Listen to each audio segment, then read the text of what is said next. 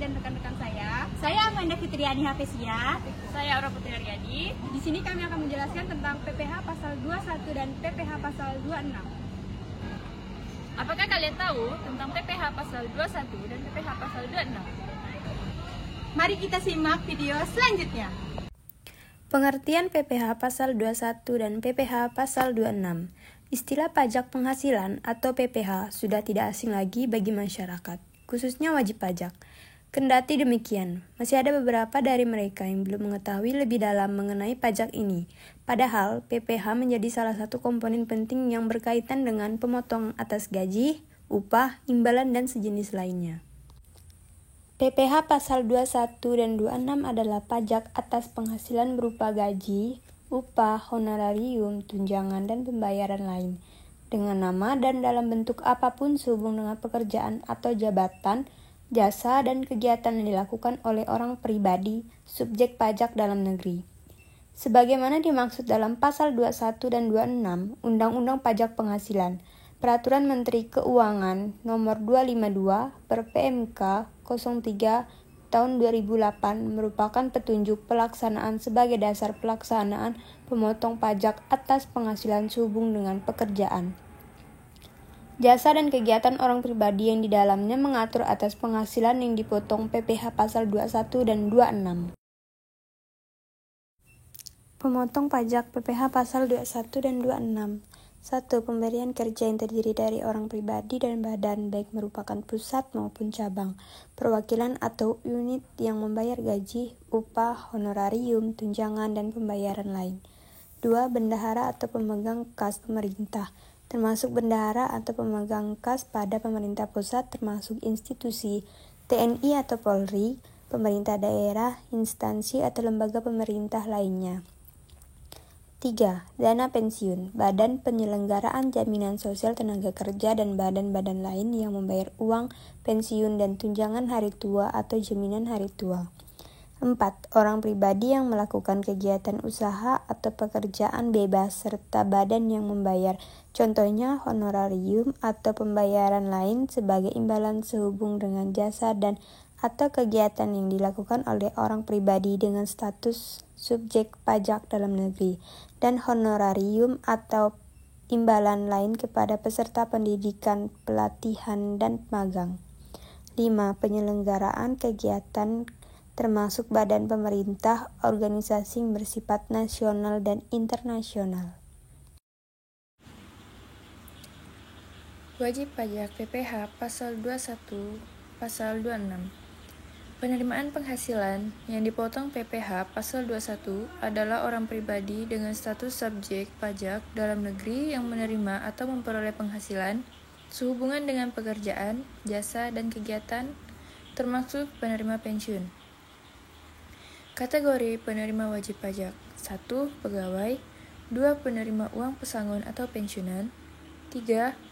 Bukan pegawai adalah orang pribadi selain pegawai tetap dan pegawai tidak tetap. Tidak termasuk wajib pajak PPH pasal 21 pasal 26.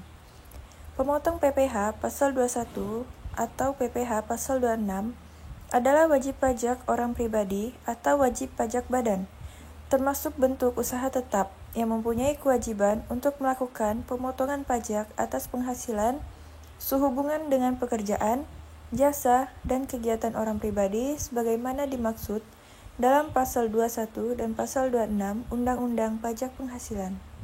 Objek pajak PPH pasal 21 pasal 26. Penghasilan yang dipotong PPH pasal 21 adalah: 1. Penghasilan yang diterima atau diperoleh pegawai tetap. 2. Penghasilan pegawai tidak tetap atau tenaga kerja lepas. 3. Imbalan kepada bukan pegawai, antara lain berupa honorium dan komisi. 4. Penghasilan berupa jasa produksi, tantiem, gratifikasi, bonus, atau imbalan lain yang bersifat tidak teratur yang diterima atau diperoleh mantan pegawai. 5. Penghasilan berupa penarikan dana pensiun oleh peserta program pensiun yang masih berstatus sebagai pegawai dari dana pensiun yang pendiriannya telah disahkan oleh Menteri Keuangan. Jadi, saya akan menjelaskan tentang penghasilan yang dikecualikan dari pengenaan PPh pasal 21 atau 26.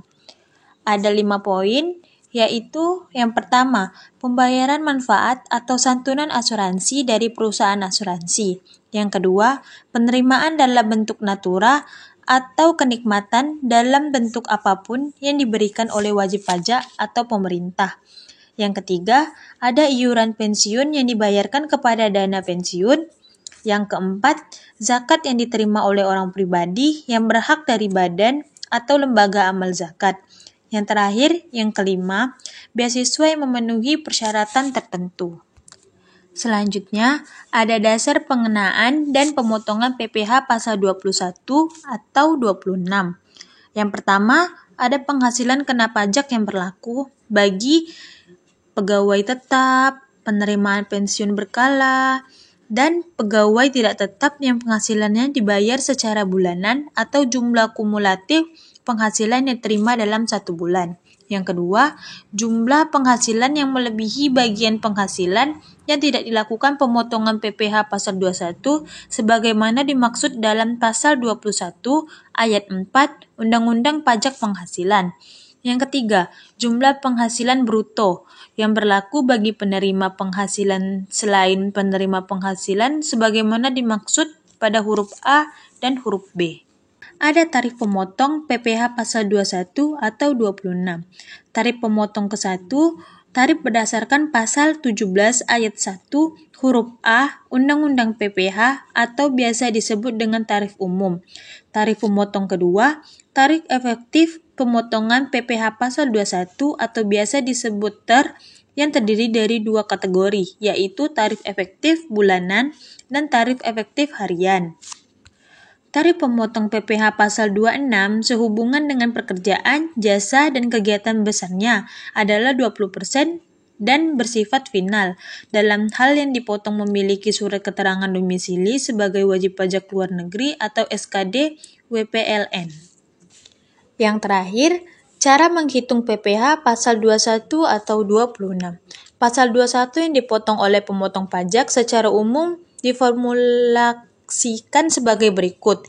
PPh pasal 21 sama dengan tarif dikali dasar pengenaan pajak.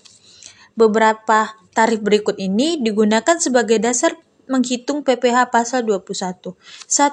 Tarif khusus berikut diterapkan atas penghasilan yang bersumber dari APBN yang diterima oleh penjabat PNS, anggota TNI atau Polri, dan pensiunannya.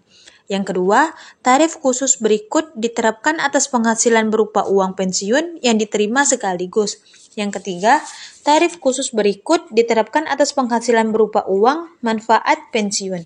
Yang keempat, tarif khusus 5% atas upah atau uang saku harian, mingguan, borongan, satuan yang diterima oleh tenaga kerja lepas yang mempunyai total upah sebulan kurang dari 8.200.000 atau dibayarkan tidak secara bulanan. Terima kasih sudah menonton video kami. Assalamualaikum warahmatullahi wabarakatuh. Lupa like, Komen and subscribe.